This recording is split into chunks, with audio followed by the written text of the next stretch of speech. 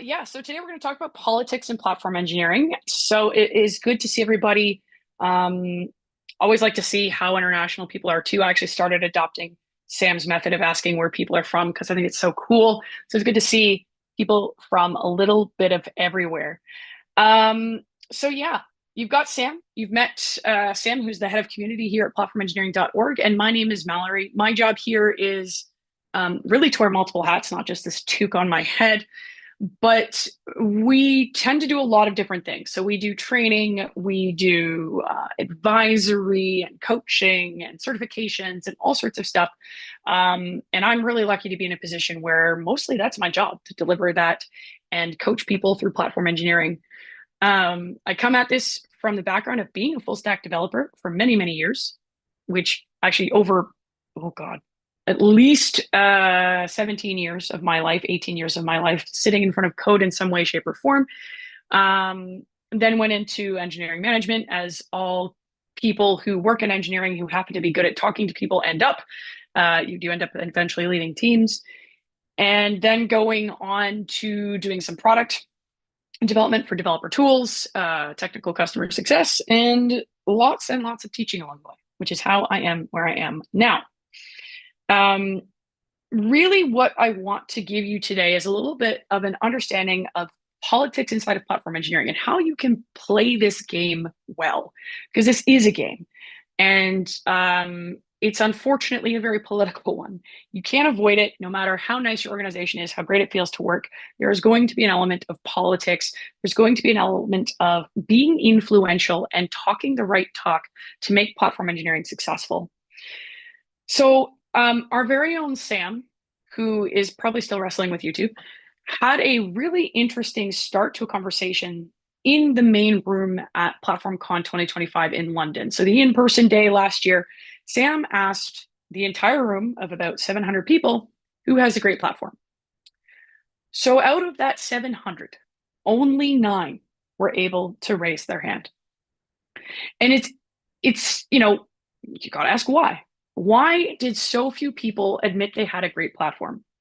Was it architectural prowess? Is it the tooling that they choose? Is it something to do with the fact that they're extremely experienced platform engineers?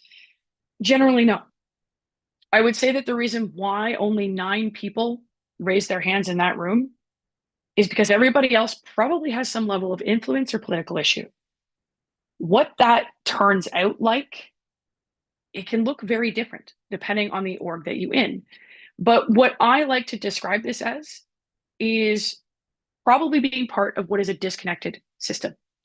And I like to think of this as a little bit of a tax. The hidden tax on organizations is really why we do platform engineering, but you're probably not thinking about it in the right way. And this is why teams probably haven't been able to say that they've built a good platform. So when you look at a disconnected system, one of the primary things we tend to see is that developers wait on tickets. And it's easy to say, this is the fundamental problem. This is how it impacts the business. But it's not. In reality, this is what creates a slow time to market. This is a big problem for businesses. You might be able to see where I'm going with this, which is that, yes, you might have technical issues, but if you don't think about them and talk about them in the right way, you're not going to get anywhere fixing them. Another good example that you might see every single day is having some level of Snowflake environment configuration. What I mean by this is, different teams or different business units have completely different ways of doing things, and they're special, so a platform will never work. This means you end up in a situation where you have increased outages and I would say a high degree of compliance risk. It works on my machine, and we didn't realize we had to follow this policy because we do everything a certain way. This is a problem. And this is something else that you need to be able to be comfortable making the connection between. The next thing we'll see often is tooling sprawl and redundancies, especially when you have disconnected parts of the organization doing things their own way. This means ballooning costs and complexity become a problem very quickly. This is a symptom of the disconnected system that you have. Shadow ops and infrastructure work. So some people taking on that operations role inside of development organizations because it can't be arsed to wait for operations to do things, or you could just fix it before it becomes a problem. This often burns people out. And it creates a problem with lost talent. It also creates a problem with governance. It becomes chaotic and hard to manage when people are just working around a system, working around policies just to get stuff done and out of the way. So, what I want you to really think about here when it comes to being asked what is slowing us down, so whether or not it's a C-level asking you, the board asking you, someone asking you as a platform leader, hey, what is slowing us down? What would you say? Because I can guarantee you right now, you're probably thinking you'd say the stuff on the left. This is the problem. You need to be comfortable saying the things on the right and tying it back to the stuff on the left. And this is really leadership, politics. This is the culture of platform engineering as a whole. So I want to touch a little bit on why good platforms still get blocked. Because if platforms are so obviously valuable, we're all talking about it inside this space. Gartner loves it. All of the big consultancies are doing this sort of stuff. Everyone is screaming from the rooftops about it. The real question isn't then why we should build them.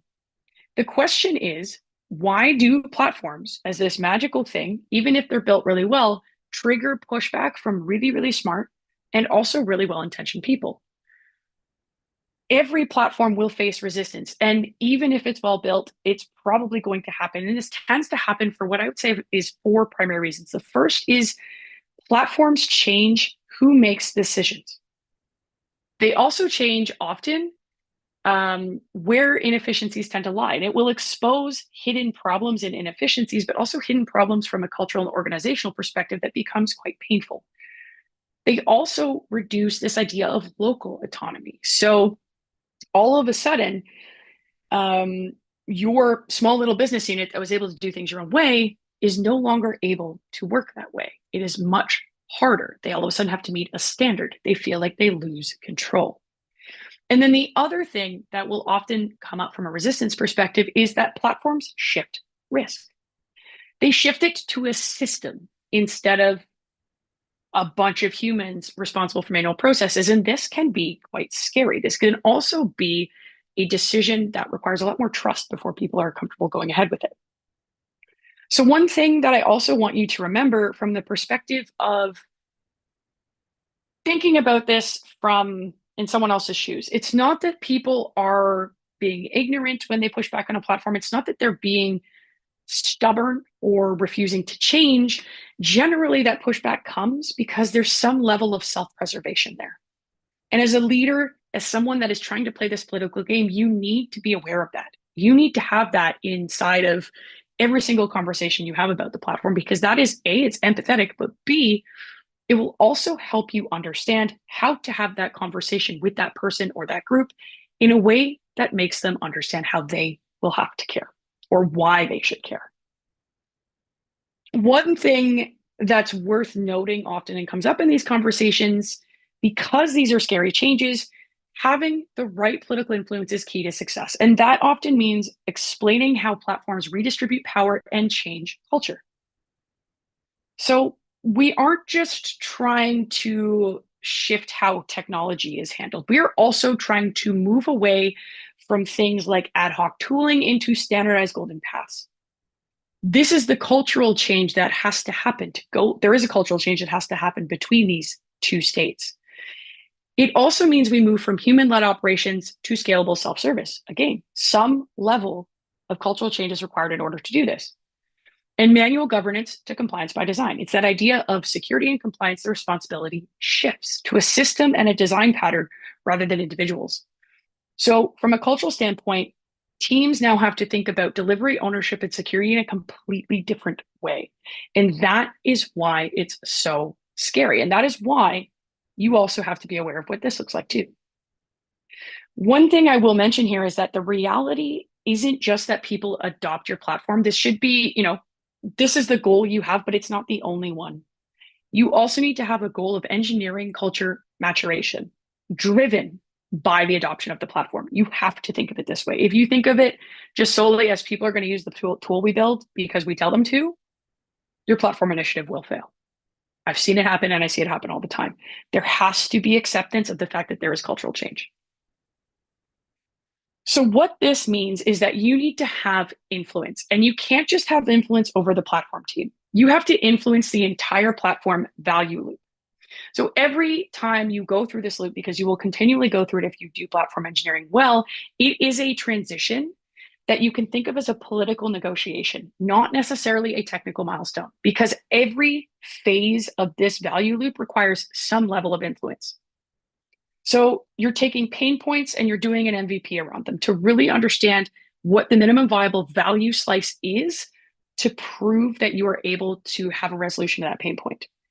You take that proof of value in order to get funding and buy-in. So funding is one thing, buy-in and actual acceptance of the fact that this is a great idea is the next part.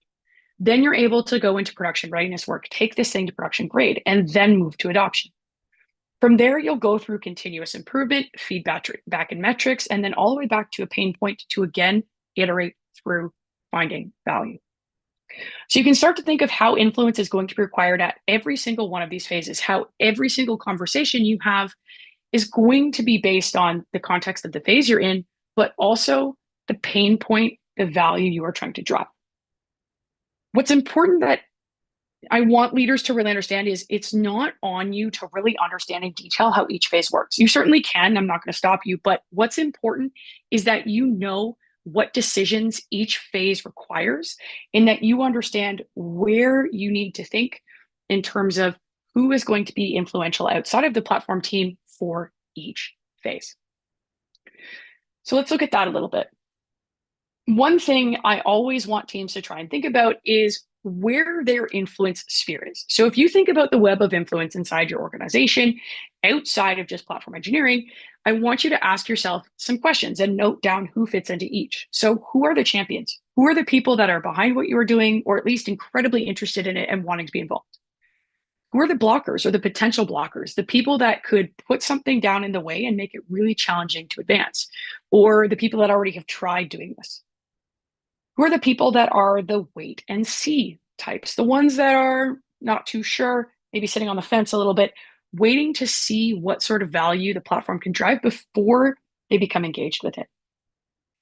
And once you have that, it's important to understand how you can activate and motivate each of these groups. And I'll tell you one way to do this is by understanding what their pain points are and trying to map the solution you have in a way that gives value to resolving or at least partially resolving their pain point.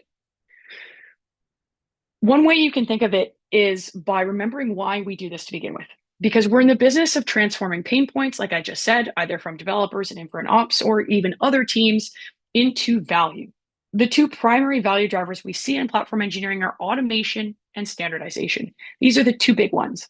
You can pretty much derive any other business value or even pain point out of one of these two. You can categorize them into one of these two.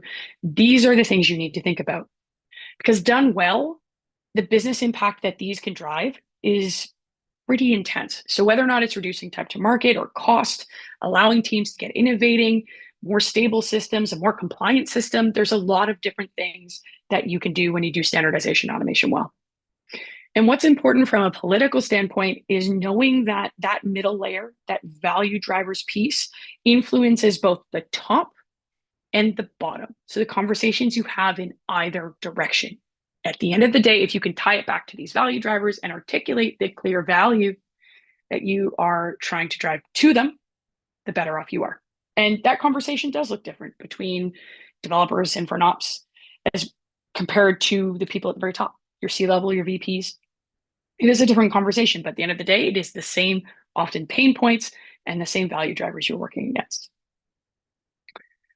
So what I want you to really think about is that you need to focus your conversations on enablement, not technology noise. So what do I mean by that? Very often, people will talk about the platform, even if they aren't the most technical people. Leads will tend to describe it more as a tool set or a library of tools or a library of solutions. And this is great in front of the right audience, but you need to actually be able to provide some key things to show that you're not just thinking about this as a technology solution, you're also thinking of this thing as a product that actually has importance inside of the organization. So what you need to do is make sure yourself and the team provide strategic and well-planned roadmaps. Platforms become enablers when we treat them like products instead of just solutions. This also means having some level of a designated product and platform team, at least people who act in those roles inside the platform group. You need to have measurable outcomes and ROI. If you do not have a clear way of saying, we are saying this is what's going to make us successful, and here is the data to back it up, and this is why this investment is important, you'd better just not do anything. You have to have some level of success measurement, outcomes that you're trying to aim for, and a way to prove it. You also need to make sure you have cross-functional stakeholder groups and maintain relationships with them. Because this, at the end of the day, is what makes platform engineering so powerful, is this interconnectivity of silos inside of an org. And with all of that, you also need to have a very clear picture of funding needs. Having an ROI calculation or having some clear level of outcome you're trying to drive does help this out substantially, though it's very important to mention. So what I want you to try and do is ask yourself that if this was a product that you were building for a paying customer, whether or not it was, a SaaS solution or something else, how would you lead the development of that product and get it to scale? How would you talk about that internally to people who maybe aren't technical? The platform needs to be centered as a business enabler, an outcome driver, not just some technical thing that no one cares about. So how do you do that? And how do you make sure the conversations you're having get you here and that the influence you're driving is heading in the right direction? One way you're going to want to try and do this is by tying the platform itself and its growth into the strategic objectives that the business has. Don't necessarily pitch that, you're going to solve everything at once, but when you are going through the journey, make sure to connect each piece or each stage with something that the business cares about.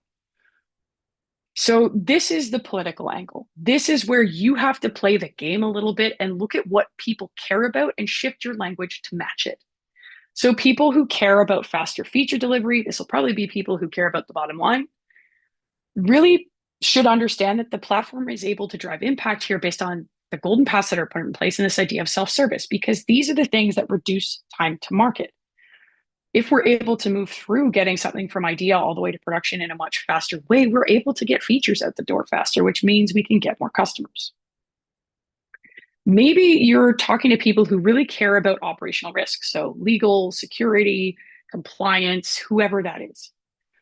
For them, the platform needs to be tied into this business priority through things like the built-in security and observability standards that we always build into platforms, and things like error-proof infrastructure or very high reliability infrastructure.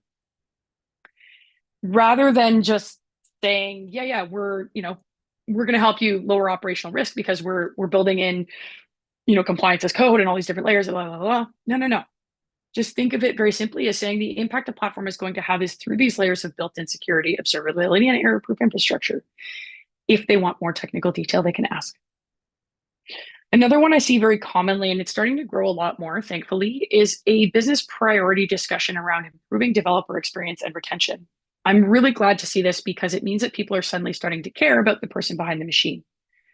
So what does this look like from a platform engineering perspective? How do we tie our platform into this initiative? This is where we talk about things like frictionless developer workflows and improvements in team satisfaction. One of the main KPIs that can measure the success of a platform engineering initiative or an iteration very quickly is how people feel about it.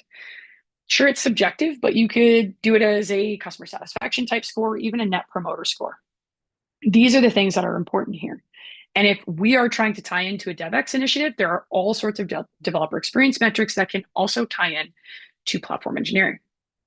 And then the last one I'll use here as an example is a better compliance posture. So what this often means is when you're in a heavy regulated industry, maybe you're under HIPAA in the US or GDPR in Europe, you have a level of required auditability that has to be in place and a level of reporting that you have to have in order to make sure you are up to those standards. So when you're talking to people who tend to care about this stuff, it's important to frame the platform as something that has auditability and policy enforcement by default, because this is built in. And these are also the people, by the way, you're going to talk to about making sure that's done right. Whenever you're having these conversations, you're trying to essentially do what is internal sales, I want you to think about using the business's own language. So saying something like, this helps us hit OKRs faster and with less risk, is the right way to start framing it. OKRs are probably the language the business uses. Risk is probably a priority the business has in this case. What that looks like for you might be different, but it is important to frame it in this context rather than just deep diving some sort of technical nonsense. Because trust me, that won't hold up. So let's now talk about a little bit more of how you're going to prove this thing and how you are going to make sure you are doing platform engineering, not just conversationally, but on paper as well. So you're asking for things from your leadership team. Chances are it's not just time, but it's also budget, it's political capital, it's all of these pieces that you need in order to make this initiative grow. So having provable return on investment, having a solid business plan shows you and your team are forward thinking. From a political standpoint, this puts you in a better position than a lot of other teams asking for that same money because now you have evidence, not just enthusiasm about you're working on and exciting demos, but an actual way to show that you are planning and that you are proving you are thinking ahead. Because platform teams tend to be part of organizations that compete for tight budgets, the politics here can be very, very challenging to navigate. So having some number or some level of clear numbers, that substantiates not only the investment you are looking for, but also the long-term return on that investment is going to be really helpful in backing up what you are asking for. Having a clear business case, having some level of return on investment calculation, even if it is a simple one, will help build trust because it shows you're aligned with the business's priorities. Things about time, money, and risk are the most important things generally in these discussions, and these are what business cases and clear ROI calculations can give you. If you have any ambitions of scaling, you need to show that what you are doing, and you need to have this conversation, isn't just helpful, but it's also high impact. Half of the political nonsense that I see inside of organizations can be shut up by just having proof of value. That doesn't have to be crazy. It doesn't have to be solving all the problems of the world at once. It can be very, very simple. We mentioned it before, but it's so critical to tie the platform itself to strategic initiatives that the organization might have. It's really not something to skip past. So there are a lot of strategic objectives that I see being influenced by platforms and that I see teams tying this stuff to. The first is faster service delivery. And again, it's to this idea of self-service golden paths, automation, and handoff reduction. You are trying to get people to move faster. We want to get things out the door. Here is how we're doing it. Lower operational overhead and risk is another one. This is one we touched on briefly earlier, but it's worth doing again because secure defaults, observability, and having an actual SLO is something that organizations care about. If you have an SLO for the platform itself, that is an easy way to build confidence because it shows that you are confident in what you are delivering and that you are confident in the shift of risk to the platform rather than the individual. Again, this idea of developer satisfaction and retention becomes important because we can emphasize things like reduced frustration, faster onboarding, better overall experience. Most orgs are trying to retain top talent at this point. Do it by tying the platform into that developer success initiative. Now, compliance and security is still really important, and I know I've touched on it a million times, but it's worth doing again because built-in policies and traceability and audit logs are key because these aren't just tools inside the platform. They are actually things that make a platform make sense.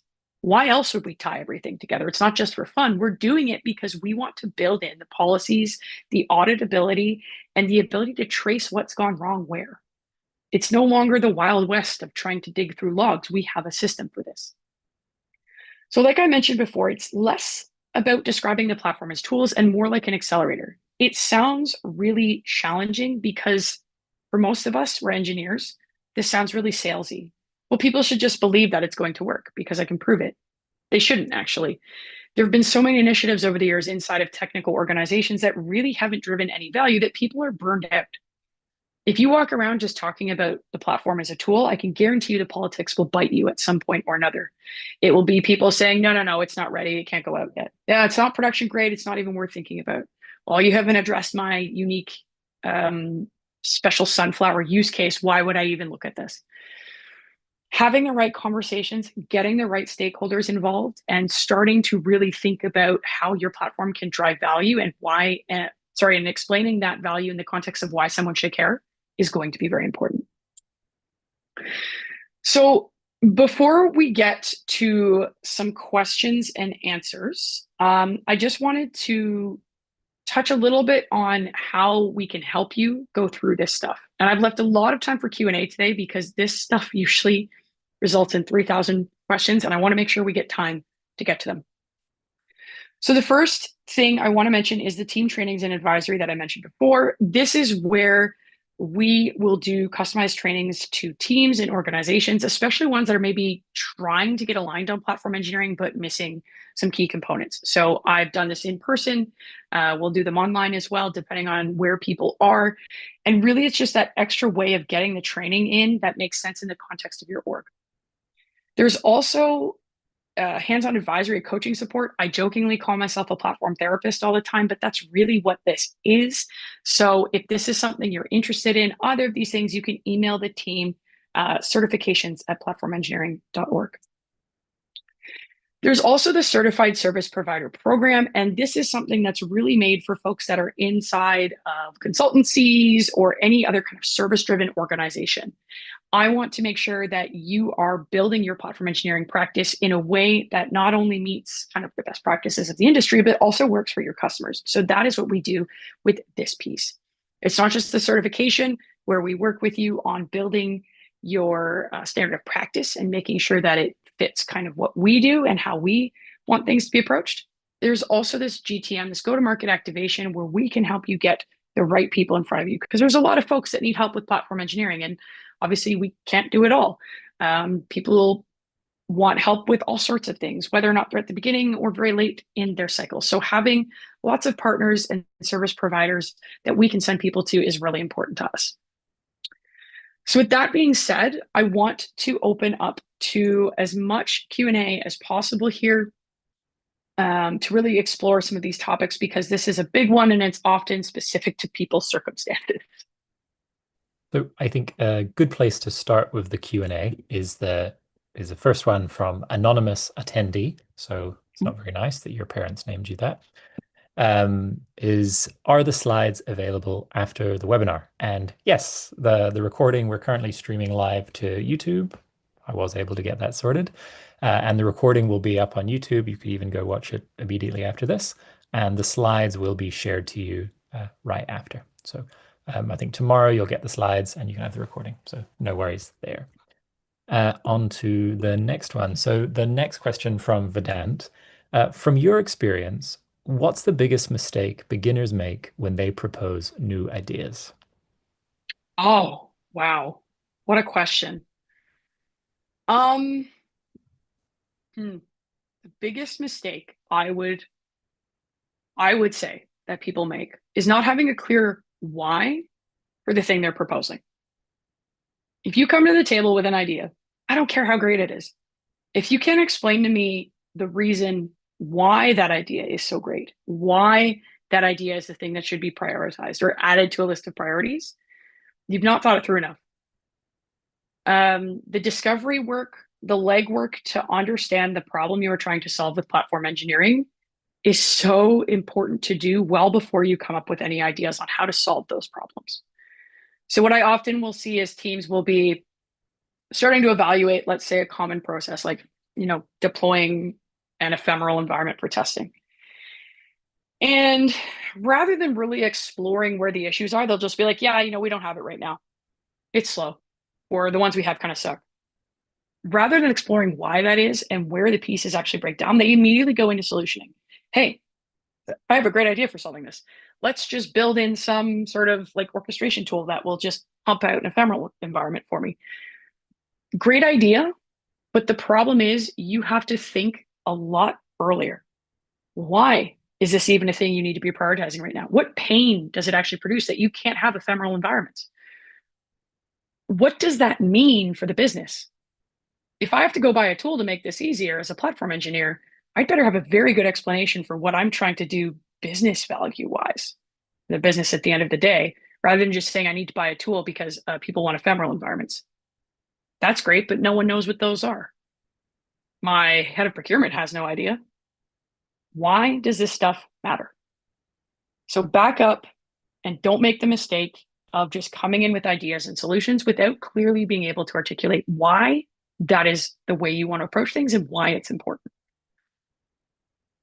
That's probably my number one.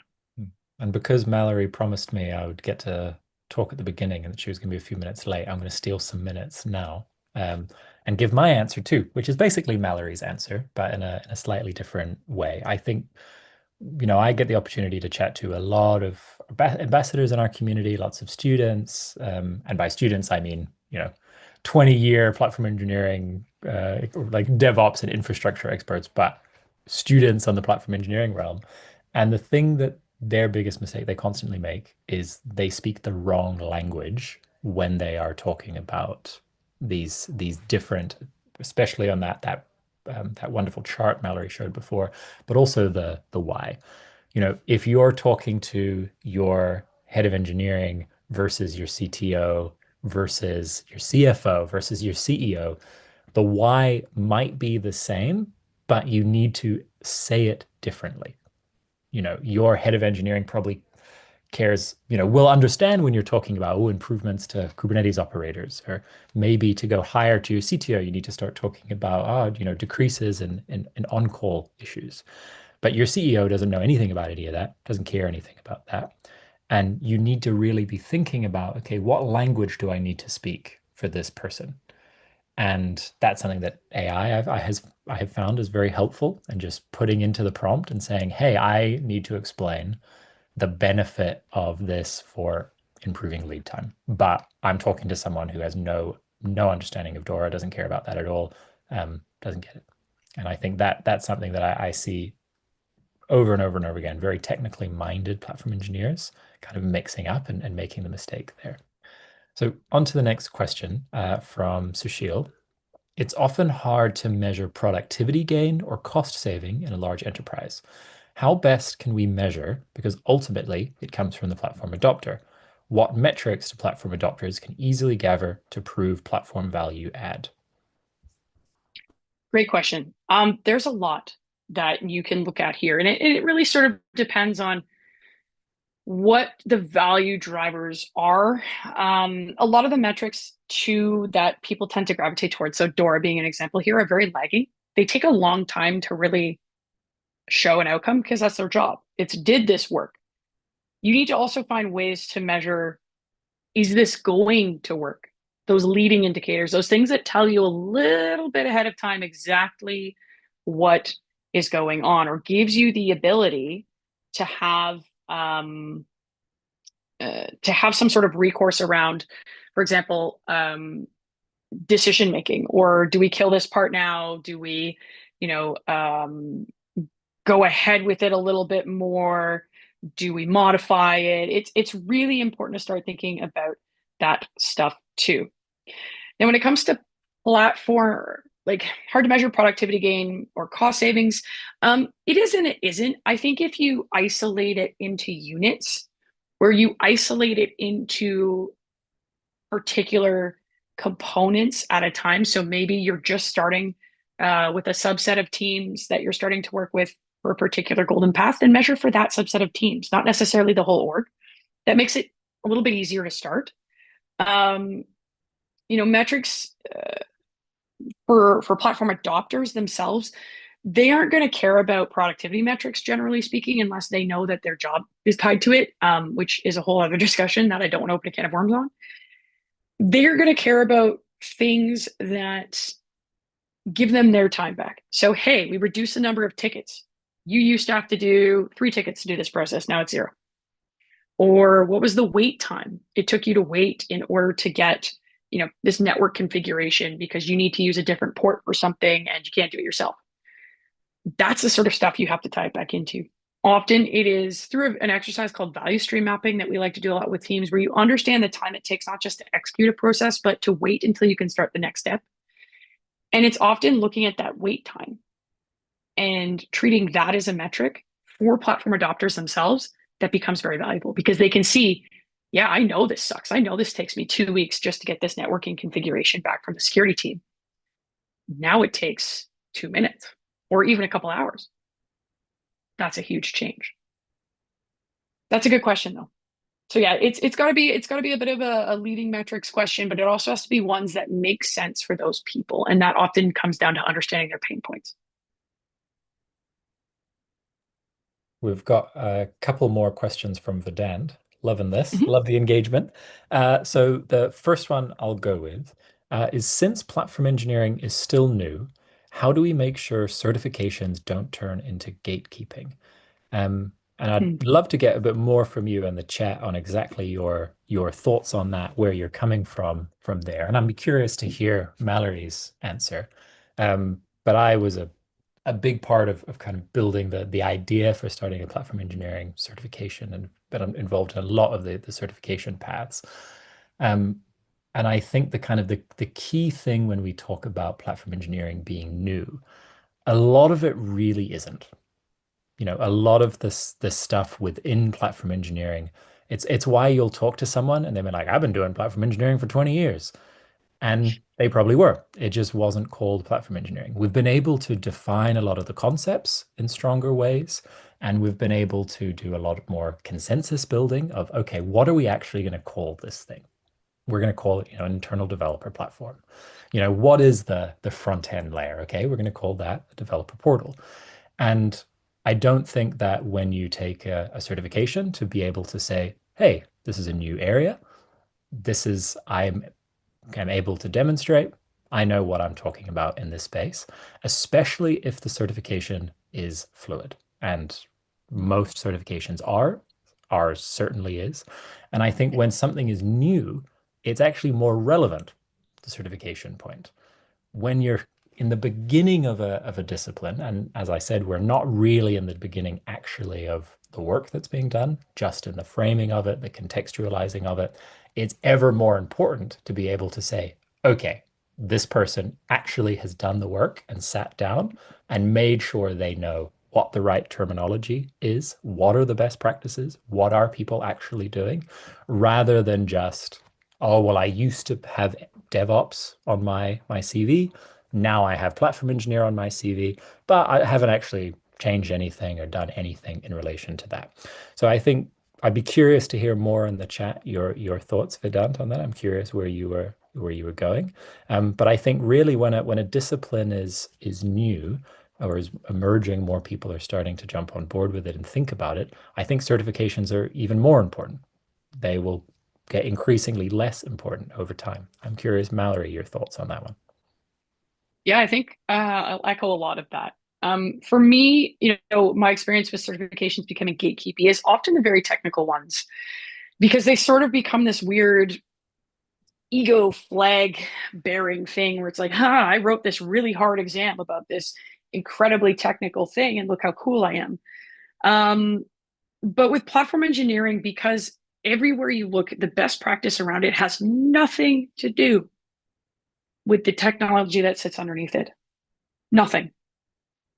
I think this kind of prevents a lot of the gatekeeping to begin with, because I always say this, when people ask this question in the course is like, look, you can go pretty much anywhere on the internet and learn how to use Kubernetes. You can go get a Kubernetes certification. You can go get a pipeline development certification. You can do all this stuff. But what these are like the ones we do that are so different. What's so different about them is that they're actually about the people, process, and the culture. The best practices in terms of not just starting with platform engineering, but scaling it. This is really, I think, what will keep it from becoming gatekeeping. And the philosophy behind platform engineering as a whole is that it is a much more defined, it is a much more strategic approach, essentially to DevOps, which as a concept really didn't take off because no one spent the time to say, no, this is what it is. I am so happy to see consistency in what people know, like think about when it comes to platform engineering. And I think a lot of that has to do with the fact that its philosophy is very much guided by people, process, and culture, not by technology. So that's my kind of thoughts on that. I just want to say it's not entirely related to your question, Vela, but I think it's interesting statement, and it's a very fun little anecdote in relation to this idea of a lot of these concepts, these fundamentals in platform engineering have been around for a while. I was having a conversation with someone in the community who I won't name, and I won't name her role, but let's just say she runs a platform in which probably 100+ billion uh, in value runs on top of it. So pretty busy stuff, pretty stressful job. And she pitched a really interesting idea to me, and I was like, wow, that's awesome. How did you come up with that? She held up a book from the 1960s on highway design in the US and the management and organization of building highways in the 60s. And she basically took all of these concepts from this and then applied it to her platform that she's running.